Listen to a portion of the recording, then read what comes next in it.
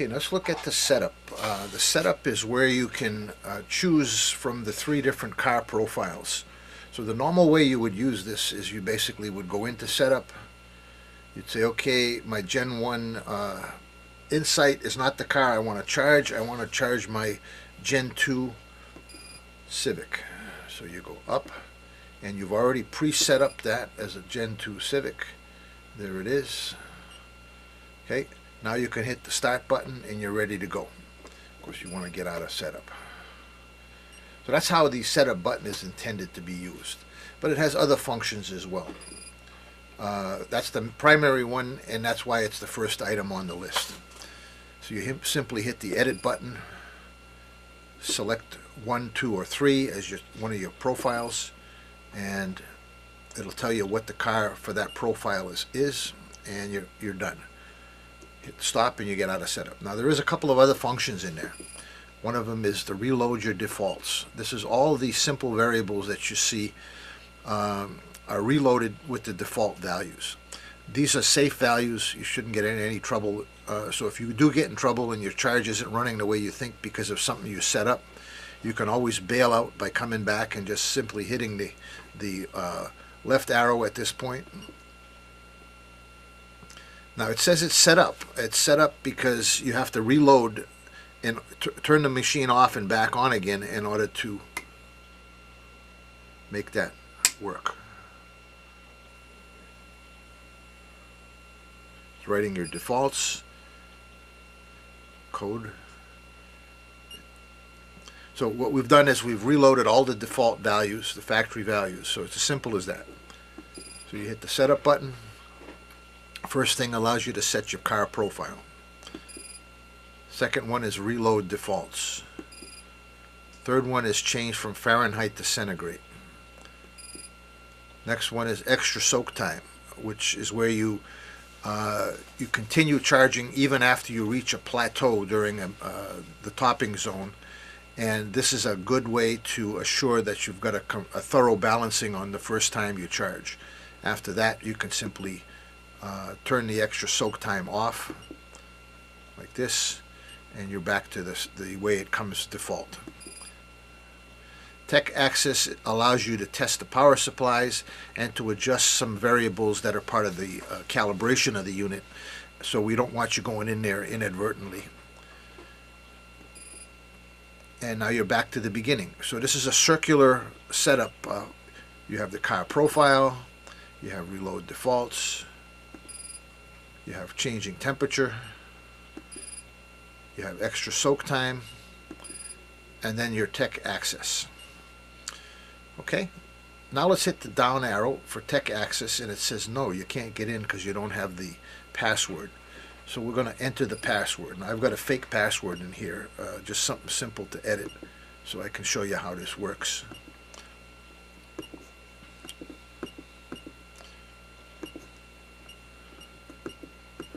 Once you've entered the correct password,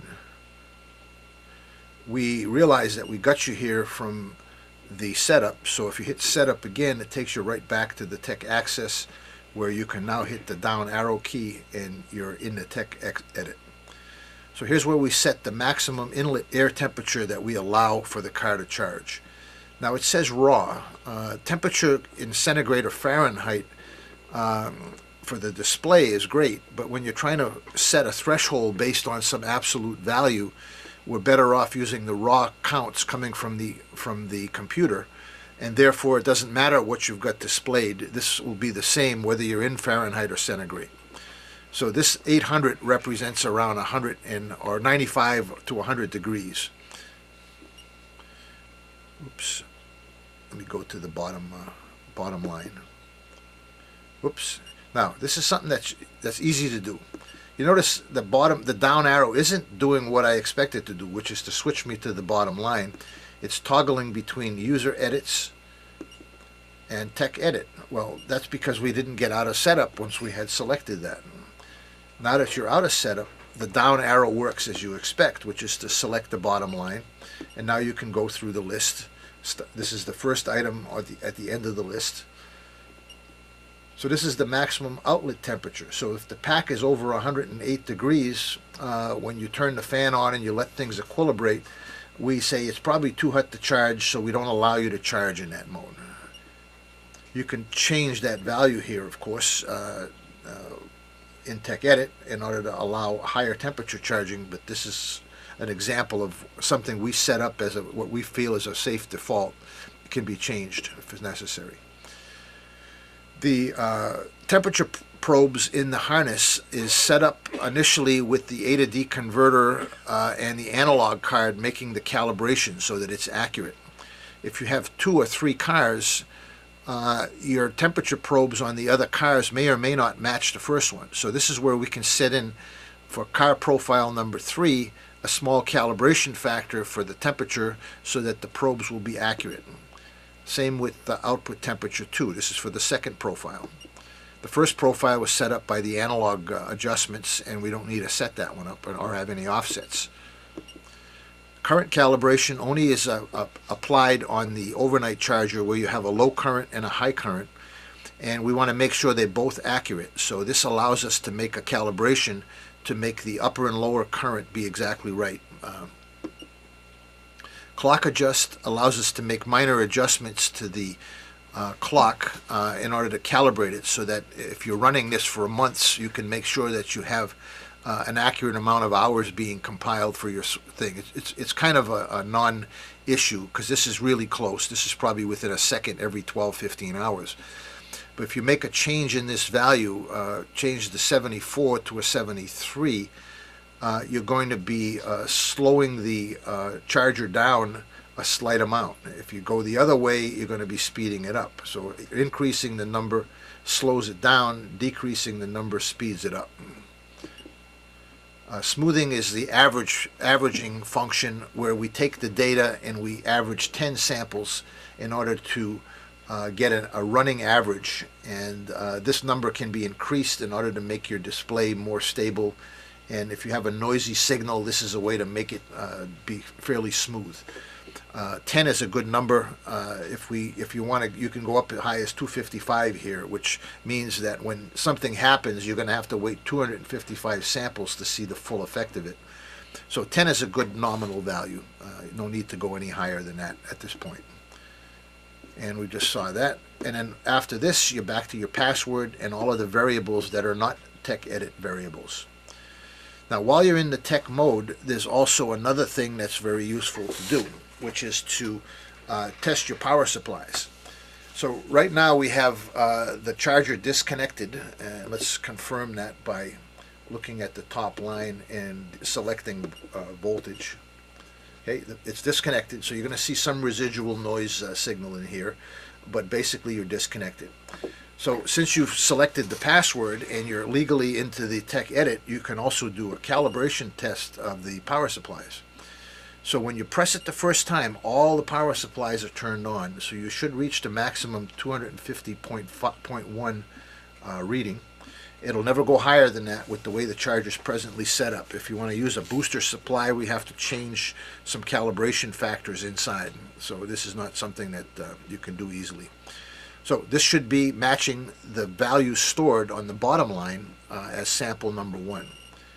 Sample number 2 is the 48 volt A power supply, the first of the 48 volt supplies. This is the one we set up at around 41 volts so that we can smoothly ramp up from 0 to the maximum voltage and have one supply that we can throw in that's smaller than all the rest.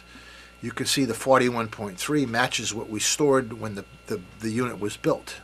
If down the road we have a problem with this thing and you want to confirm that your power supplies are good, you simply get into TechEdit and go through this test with it disconnected from your battery, and you should see the same readings as you saw when we set it up originally. You know, plus or minus a few tenths of a volt, or even as much as a volt, we could expect due to normal aging of the supplies or the line voltage variation. But you can see that these are following pretty well. Now, this particular overnight charger that I'm doing has 4 48 volt supplies, a 700 milliamp and a 350 milliamp. The first test is all the supplies on. The second one is the first of the 48 volts. So you got to subtract one. This is now the third 48 volt supply that we're looking at. And here's the fourth 48 volt supply. Now you notice the voltage goes up and then goes down. This is because without a load, the previous supply we had on has a charged capacitor. And what we're seeing as this declines is the capacitor discharging, and we settle in on a final value once the other supply is fully off, and then this supply is the only one providing voltage. 6 is your 700 milliamp supply. This should be around 47.8, 40, just what you see here. This is what we saw. And these are variable. Each of these is slightly different, so each unique charger will have a different voltage here.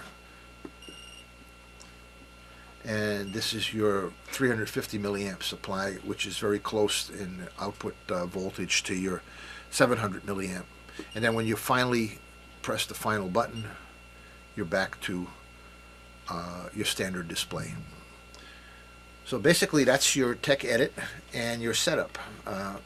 To enter a new car profile, we don't have to be in tech edit. You can do this when you're out of tech edit. So at this point, let's just turn the unit off, turn it back on, and this gets us out of tech edit, clears the password, and now we go back in and we can select the bottom line, and we're going to want to set up the car profiles. So we go through the list here. Since you can go in both directions, we can go backwards or forwards. Let's go to the ones that count here.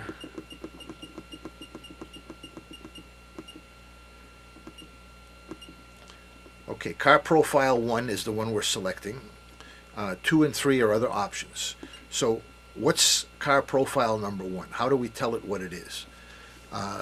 VP1 is the cutback voltage for an Insight, and we've got that set up. The charge maximum voltage of 180 is a good number for an Insight pack.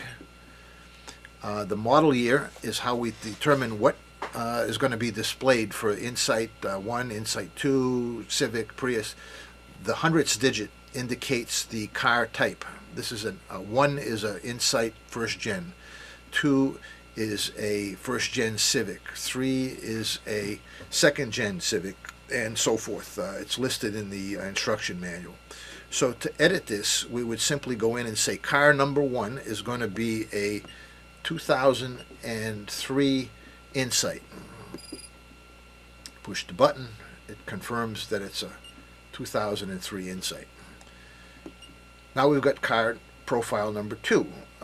This voltage is set up for a cutback voltage for the second gen Civic, which is what we happen to have selected.